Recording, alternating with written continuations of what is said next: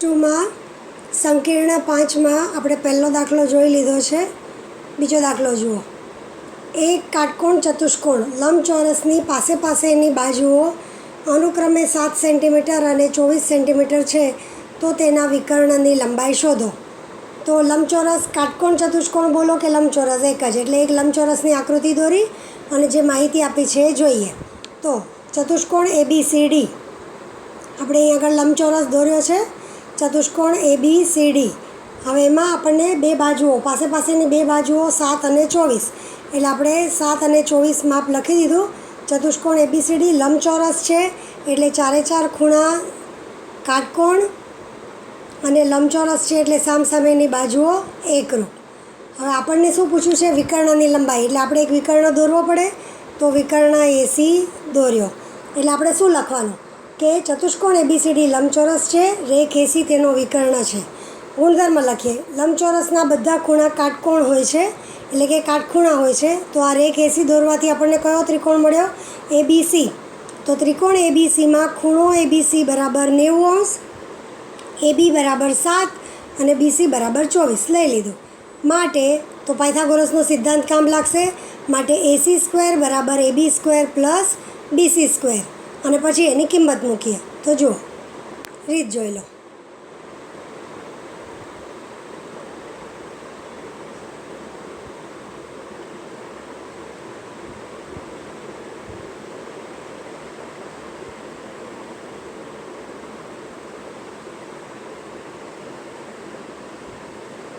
ધ્યાન આપો. શું કીધું છે? ચતુષ્કોણ ABCD લંબચોરસ, AC તેનો વિકર્ણ, માહિતી મેં કીધી એ પ્રમાણે. બધા ખૂણા કાટકોણ. ત્રિકોણ ABCમાં ખૂણો ABC બરાબર 90° અને બે બાજુના માપ ધારી લીધા. તો AC² બરાબર AB² પ્લસ BC² પાયથાગોરસનો સિદ્ધાંત. કિંમત મૂકીએ. માટે that is equal to 7² plus 24².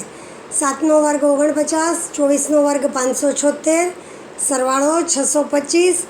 AC² બરાબર 625, માટે AC બરાબર 25 સેન્ટીમીટર. લંબચોરસના વિકર્ણો એકરૂપ હોય છે, એ ગુણધર્મ લખ્યો. માટે કોઈ પણ વિકર્ણ લો, AC લો કે BD લો, બંનેનું માપ સરખું જ આવે. એટલે આપણને નામ નથી કીધું કોઈ પણ એક, પણ વિકર્ણની લંબાઈ. માટે વિકર્ણની લંબાઈ બરાબર કેટલી આવશે? 25 સેન્ટીમીટર. તો એ જવાબ આપણે લખી નાખ્યો. ત્રીજો દાખલો જુઓ. ત્રીજા દાખલાની રકમ જુઓ. ચોરસના વિકર્ણની લંબાઈ 13 સેન્ટીમીટર છે, તો ચોરસની બાજુ શોધો. તમને સંકીર્ણમાં પહેલા દાખલામાં ચોરસનો વિકર્ણ આપ્યો હતો ને એના ઉપરથી પરિમિતિ શોધવાની હતી. સેમ એવી રીતે અહીંયા વિકર્ણની લંબાઈ 13 આપી છે અને ચોરસની બાજુ શોધવાની છે. ત્યારે એક માર્કમાં પ્રશ્ન હોય એટલે એ પ્રમાણે કેવી રીતે શોધાય એ સમજાવી દીધું. અહીંયા આપણે દાખલો ગણવાનો છે. તો પહેલાં આકૃતિ દોરી. જુઓ, ચતુષ્કોણ PQRS, એટલે કે ચોરસ દોર્યો. આપણો ચોરસ, ચોરસના બધા ખૂણા કાટકોણ અને ચોરસની બધી જ બાજુઓ એકરૂપ. કોઈ પણ એક વિકર્ણ દોર્યો, કારણ કે ચોરસના પણ બે વિકર્ણ એકરૂપ હોય છે. એટલે એક વિકર્ણ દોર્યો જેનું માપ આપણને આપ્યું છે 13 સેન્ટીમીટર. તો નામ લખ્યું એ જુઓ. ચતુષ્કોણ PQRS ચોરસ છે, રેખ PR તેનો વિકર્ણ છે, માટે PR બરાબર 13 સેન્ટીમીટર. ચોરસના દરેક ખૂણા કાટકોણ હોય છે અને બધી બાજુઓ એકરૂપ હોય છે. માટે ત્રિકોણ PQR, એક ત્રિકોણ લઈ લીધો PQRમાં. ખૂણો PQR, એટલે કે ખૂણો Q બરાબર 90°. ધારો કે PQ બરાબર QR બરાબર X, બધી બાજુ એકરૂપ.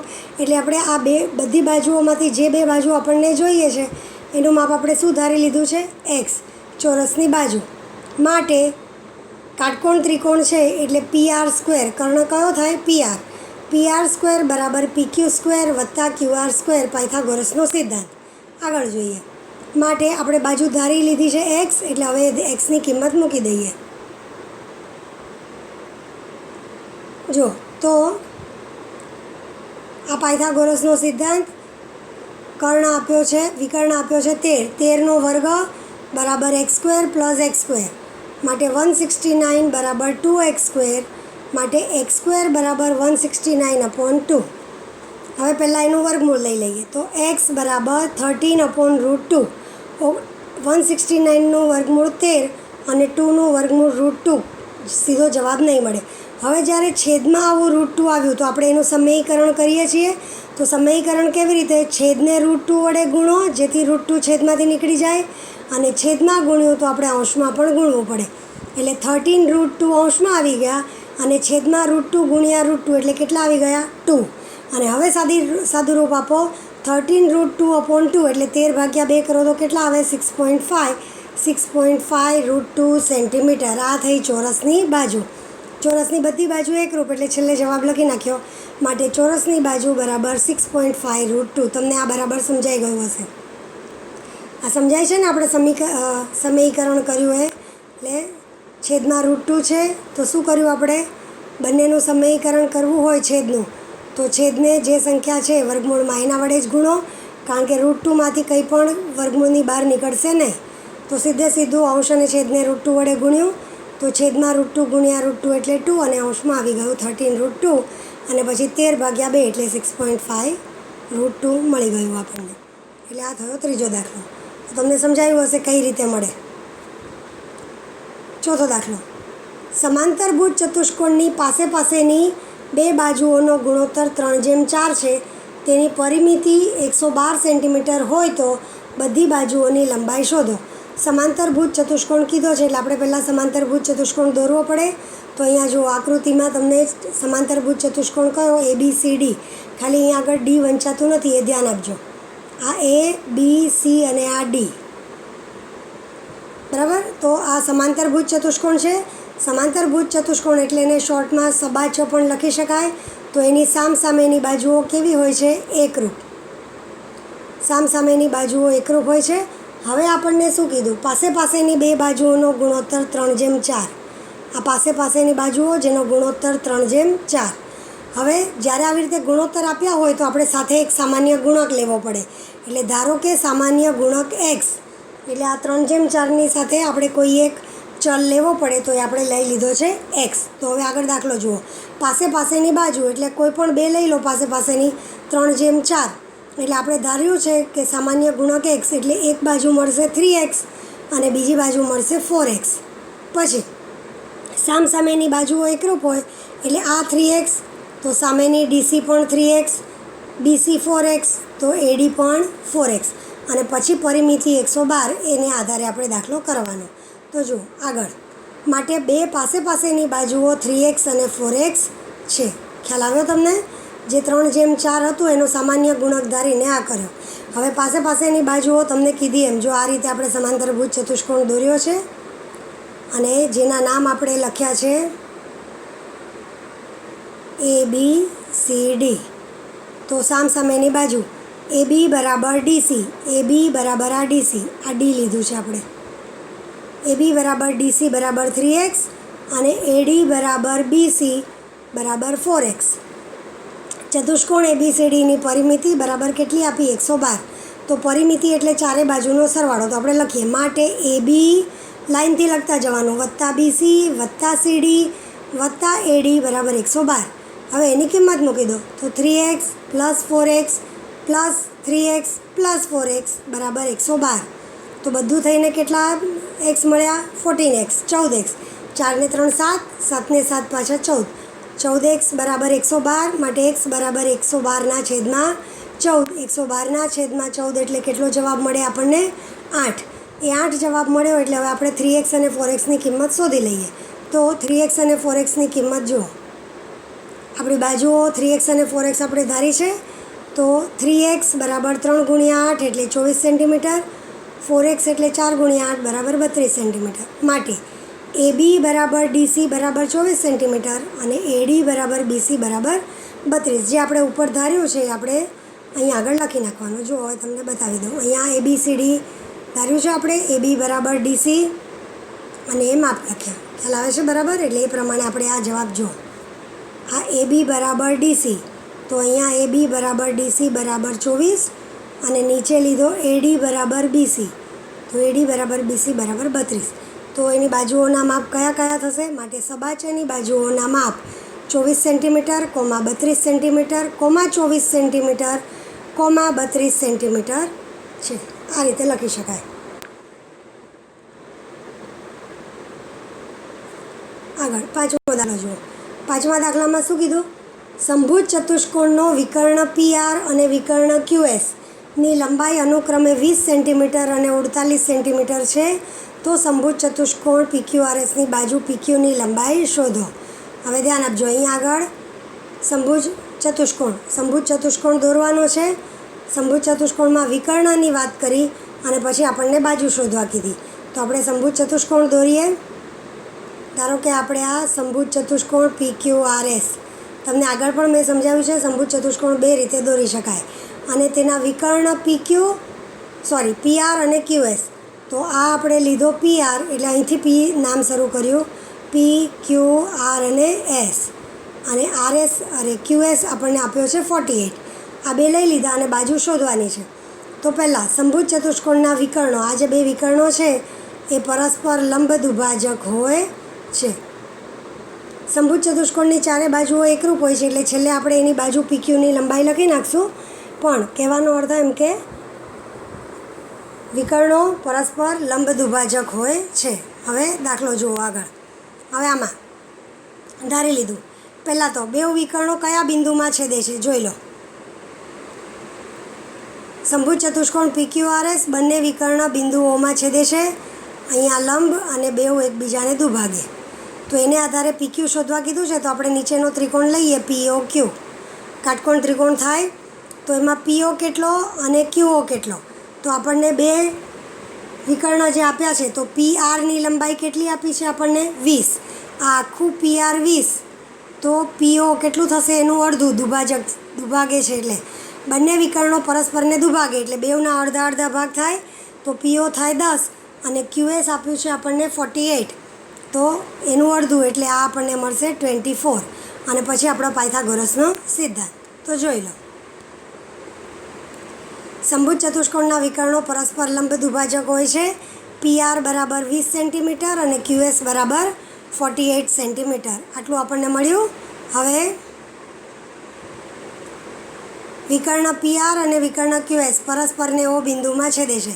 તો પહેલાં તો દુભાગે છે એને આધારે લઈએ. OP બરાબર હાફ PR. આપણે સમભુજ ચતુષ્કોણ આ રીતે લીધો, યાદ કરો. અહીંયા P છે, નીચે Q, અહીંયા R અને અહીંયા S અને વચ્ચે અહીંયા O. તો OP આ ભાગ બરાબર હાફ PR, 20નું અડધું એટલે 10 સેન્ટીમીટર. અને જેટલું OP થાય એટલું જ OR. અહીંયા O છે તો OP એટલું જ OR. પછી OS લખો કે OQ. તો OS બરાબર હાફ QS, હાફ ગુણ્યા 48 બરાબર 24 બરાબર QO અથવા OQ, જે લખો એ. હવે ત્રિકોણ POQમાં ખૂણો POQ બરાબર 90°. બે વિકર્ણો પરસ્પરને જ્યાં છેદે છે એ લંબ દુભાજક છે, એટલે કેટલા અંશનો ખૂણો બનશે 90. માટે ખૂણો POQ બરાબર 90°. માટે એટલે સમભુજ ચતુષ્કોણ યાદ કરી લો ફરીથી.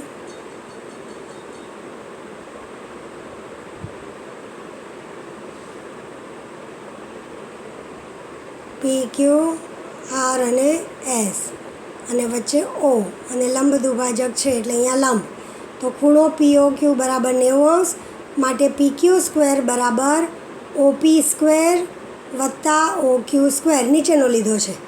માટે 10નો વર્ગ વત્તા 24નો વર્ગ, 10નો વર્ગ 100 વત્તા 24નો વર્ગ 576. તો PQ સ્ક્વેર બરાબર 676. 676નું વર્ગમૂળ તમે 8મા ધોરણમાં શોધતા શીખ્યા છો, એના પરથી શોધો તો 26. છતાં તમને જોઈતું હોય તો રીત બતાવી દઉં. તો PQ બરાબર 26. અહીંયા ફક્ત PQ કીધું છે. જો આપણને એમ કીધું હોત કે બધી બાજુ, તો સમભુજ ચતુષ્કોણની બધી બાજુઓ એકરૂપ હોય તો આપણને ચારે ચાર બાજુઓ કેટલા સેન્ટીમીટરની મળે? 26. હવે જરા ધ્યાન આપો, તમને અહીંયા 676નો વર્ગમૂળ શોધતા યાદ કરાવડાવી દઉં. ધારો કે આપણે 676નું વર્ગમૂળ શોધવું છે, યાદ છે તમને? આ રીતે શોધતા હતા. હવે આ આખો પૂર્ણ સંખ્યા આપી છે, તો આપણે પાછળથી બેની જોડ લેવાની. તો 76 અને આ એકલું. તો તમને ખબર છે વર્ગમૂળ શોધતી વખતે આપણે એક સંખ્યાને લેવાનું અને એના વડે જ ગુણવાનું. તો 1 એકુ 1 અથવા 2 દુ 4 અથવા 3 તેરી 9. તો 3 તરી 9 વધી જશે એટલે આપણે કેટલાથી ભાગ ચલાવીએ? 2.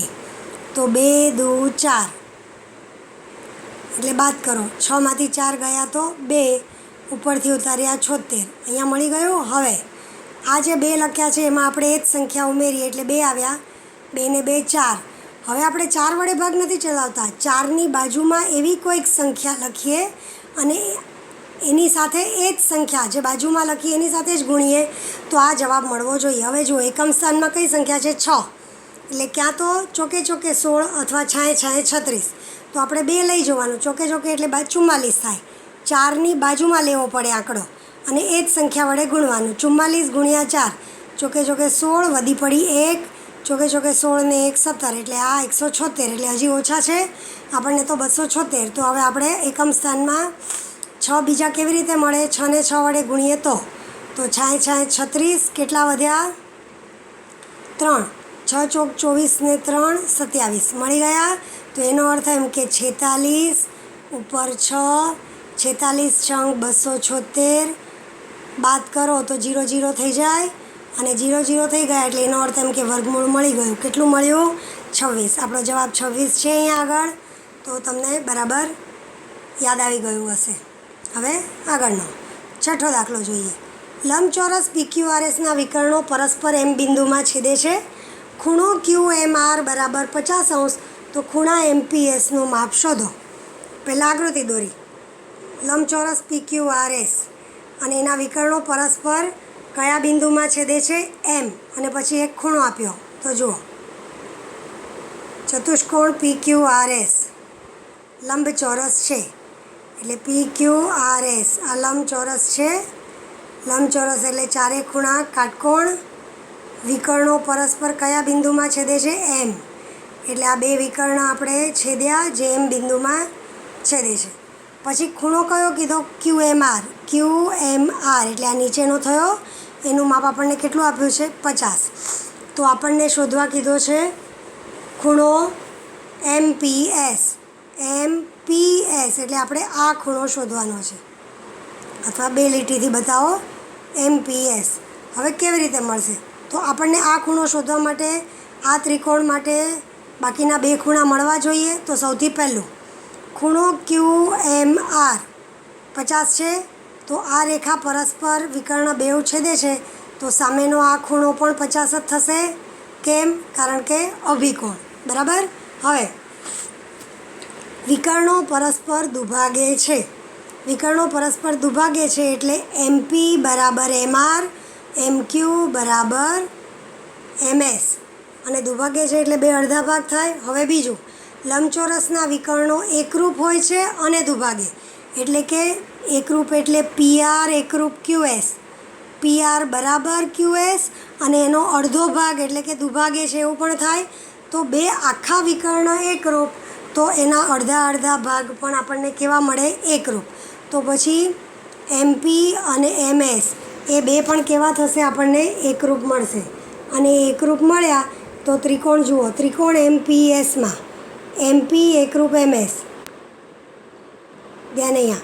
એટલે ત્રિકોણ MPSમાં MP એકરૂપ MS, કારણ કે વિકર્ણો એકરૂપ હોય છે અને દુભાગે છે લંબચોરસમાં. તો આખા 2 વિકર્ણ એકરૂપ, તો એના અડધા ભાગ પણ એકરૂપ. આ 2 બાજુઓ એકરૂપ થઈ તો આ પાયાના ખૂણા એકરૂપ થાય.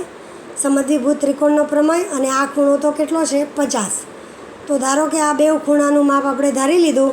ત્રિકોણના 3 ખૂણાના માપનો સરવાળો 180, તો એને આધારે આપણને ખૂણો MPS મળી જશે. તો જુઓ, હવે રીત જોઈ લો. જુઓ પહેલાં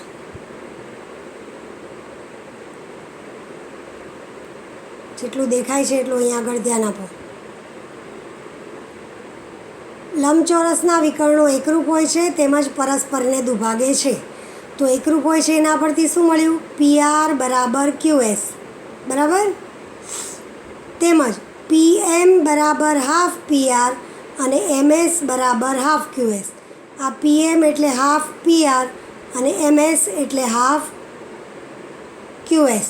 કારણ કે દુભાગે છે એમ પણ લખ્યું છે એટલે આ 2 બાબત મળી ગઈ. માટે હવે જુઓ, આખા વિકર્ણ એકરૂપ, તો એના અડધા ભાગ પણ એકરૂપ થાય. માટે PM બરાબર MS, વિધાન 1 અને 2 પરથી. હવે ખૂણો PMS બરાબર ખૂણો QMR. PMS ઉપરનો બરાબર QMR અભિકોણો, માટે PMS બરાબર કેટલા થાય? 50, કારણ કે QMR કેટલું છે? 50. હવે ત્રિકોણ PMSમાં PM બરાબર MS એ તો આપણે બતાવ્યું. માટે ખૂણો MPS બરાબર ખૂણો MSP. MPS બરાબર MSP સમદ્વિભુજ ત્રિકોણનો પ્રમેય. અને બેવનું માપ કેટલું ધારી લીધું છે? x. એટલે બંને ખૂણાનું માપ ધારી લીધું x. હવે તમને આટલું સમજાય છે. હવે ત્રિકોણના ત્રણેય ખૂણાનો સરવાળો. તો આપણો જે ત્રિકોણ છે કયો? ત્રિકોણ PMS. તો એમાં આ બે ખૂણા એકરૂપ, આ બે ખૂણા એકરૂપ જેનું માપ x ધાર્યું. હવે ત્રણેયનું નામ લખીએ. ત્રિકોણ PMS છે એ યાદ રાખો. તો ખૂણો PMS વત્તા ખૂણો MPS વત્તા ખૂણો MSP બરાબર 180°. તમને નામ કેવી રીતે મળ્યા એ ખ્યાલ આવે છે ને બરાબર? આ જુઓ આપણો લંબચોરસ PQRS. બંને વિકર્ણ પરસ્પરને કયા બિંદુમાં છેદે છે? M. તો આપણને અહીંયા નીચેનું 50 માપ આપ્યું છે એટલે ઉપરનું 50 મળ્યું. અને બાકીના બે ખૂણા MPS વત્તા MSP અને વચ્ચેનો PMS બરાબર. PMSનું માપ કેટલું મળ્યું? 50. અને આ બેનું ધાર્યું છે આપણે x. એટલે x વત્તા x બરાબર 180°. માટે 2x બરાબર આ 50ને બીજી બાજુ લઈ જાઓ ને આ બેનો સરવાળો. એટલે 2x બરાબર 180 ઓછા 50 માટે 2x બરાબર 130. માટે x બરાબર 130ના છેદમાં 2 માટે x બરાબર 65°. તો x આપણે જેના માટે ધાર્યું છે, જે માપવા કીધો, કયો માપવા કીધો છે? MPS. તો ખૂણા MPSને આપણે x ધાર્યો છે. તો MPS બરાબર 65°. એટલે લંબચોરસના વિકર્ણો એકરૂપ હોય અને દુભાગે એને આધારે આખો ગુણધર્મ પરથી આપણને દાખલો મળી જાય છે. 7મો. હવે 7મામાં બરાબર ધ્યાન આપજો. છે સહેલો, ફક્ત લાંબુ લખવાનું છે.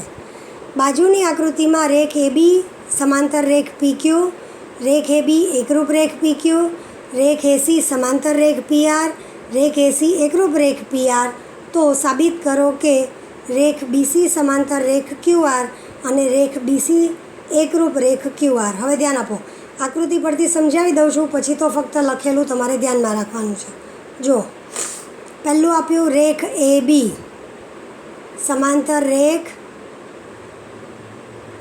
PQ બરાબર. તો રેખ AB સમાંતર રેખ PQ, રેખ AB સમાંતર રેખ PQ અને રેખ AB એકરૂપ રેખ PQ. તો જુઓ ચતુષ્કોણ ABQP, આ પહેલો ચતુષ્કોણ લીધો ABQP. એમાં સામસામેની બાજુની એક જોડ સમાંતર અને એક જોડ એકરૂપ. તો ચતુષ્કોણ સબાચ થાય એની કસોટી આપણે શીખી ગયા છીએ કે જે ચતુષ્કોણની સામસામેની બાજુઓની એક જ જોડ સમાંતર હોય અને એકરૂપ હોય તો એ સમાંતરભુજ ચતુષ્કોણ હોય છે. એટલે આ પહેલો ચતુષ્કોણ સમાંતરભુજ ચતુષ્કોણ થઈ ગયો. હવે બીજું શું આપ્યું? AC. હવે એમાં કલર બદલાવીને બતાવું છું એટલે તમને ખ્યાલ આવે. AC સમાંતર રેખ PR અને AC એકરૂપ રેખ PR. તો આ બે બાજુઓ કયા ચતુષ્કોણની છે? તો ચતુષ્કોણ ACRP. આ ચતુષ્કોણ બરાબર. આ બીજો. તો ચતુષ્કોણ ACRPમાં AC સમાંતર PR અને AC એકરૂપ PR. તો ચતુષ્કોણ ACRP પણ સમાંતરભુજ ચતુષ્કોણ થશે. હવે ધ્યાન આપો. વચ્ચે એક બાજુ બાબત શું લખવાની? સૌથી પહેલો જે આપણને ચતુષ્કોણ મળ્યો ABQP, એ ABQP જે આપણને સમાંતરભુજ ચતુષ્કોણ મળ્યો તો એની બાકીની જે જોડ રહી ગઈ એ સમાંતર અને એકરૂપ થાય. માટે રેખ AP એકરૂપ રેખ BQ અને રેખ AP સમાંતર રેખ BQ. એટલે સબાચની સામસામેની બાજુઓ બરાબર. પછી બીજો કયો ચતુષ્કોણ મળ્યો આપણને? જો સૌથી પહેલાં આપણે લીધો ABQP. આ મળી ગયો અને એની સામસામેની બાજુઓ સમાંતર અને એકરૂપ આપી હતી એટલે સબાચો મળ્યું. એટલે બીજી જોડ આપણને આ એકરૂપ અને સમાંતર મળી ગઈ AP અને BQ. હવે એના પછી કયો કીધો? AC સમાંતર રેખ PR અને AC એકરૂપ રેખ PR. તો આપણો ચતુષ્કોણ ACRP પણ સબાચો થઈ ગયો.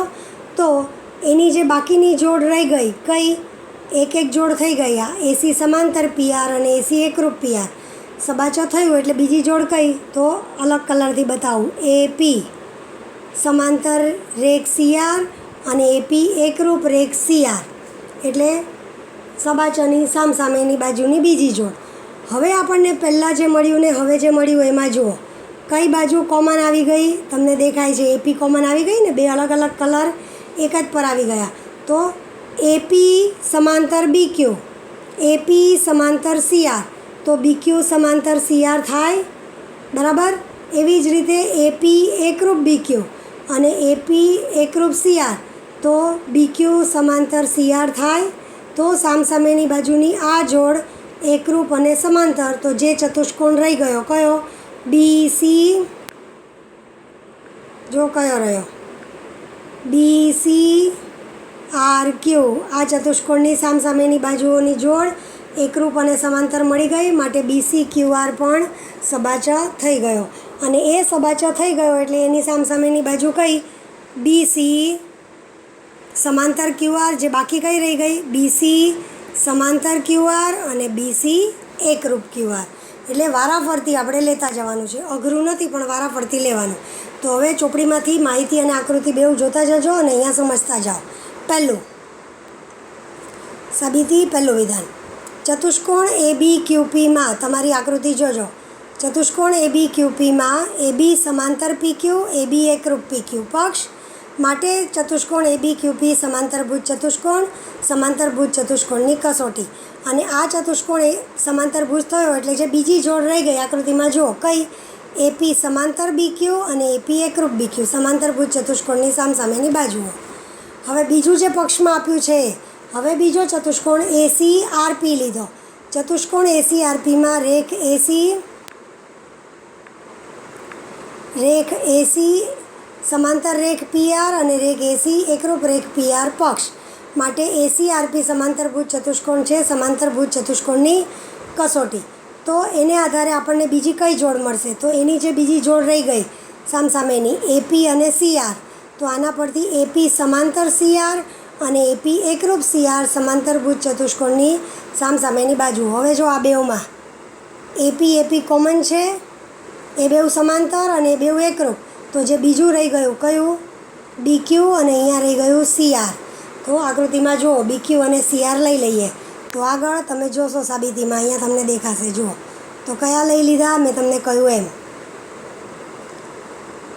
એપી સમાંતર બીક્યુ એપી એકરૂપ બીક્યુ નીચે મળ્યું એપી સમાંતર સીઆર અને એપી એકરૂપ સીઆર તો બેઉમાં એપી કોમન એટલે બાકીના બે માટે પણ સેમ વસ્તુ સબાચા પરસ્પર મળી ગઈ માટે બીક્યુ સમાંતર સીઆર અને બીક્યુ એકરૂપ સીઆર વિધાન અહીંયા આગળ 3 અને 6 પરથી અહીંયા લખેલું છે. અને આ બે મળી ગયા તો આ બે કયા ચતુષ્કોણની સામસામેની બાજુઓ છે બી ક્યુ આર સી અથવા બી સી આર ક્યુ ગમે તે લખો બી ક્યુ આર સી સમાંતરભુજ ચતુષ્કોણ છે અને એ સમાંતરભુજ ચતુષ્કોણ મળી ગયો એટલે જે આપણે જોડ સાબિત કરવાની છે જોઈ લો તમારી આકૃતિમાં તો બાકીની જોડ જે રહી ગઈ કઈ રહી ગઈ માટે બીસી સમાંતર ક્યુઆર અને બીસી એકરૂપ ક્યુઆર. તો આપણે હવે અહીંયા 7મો દાખલો પૂરો કર્યો અને હવે આપણે આ 7 દાખલા સુધી જ જોવાનું છે 8મો અને 9મો આપણે જોવાનો નથી.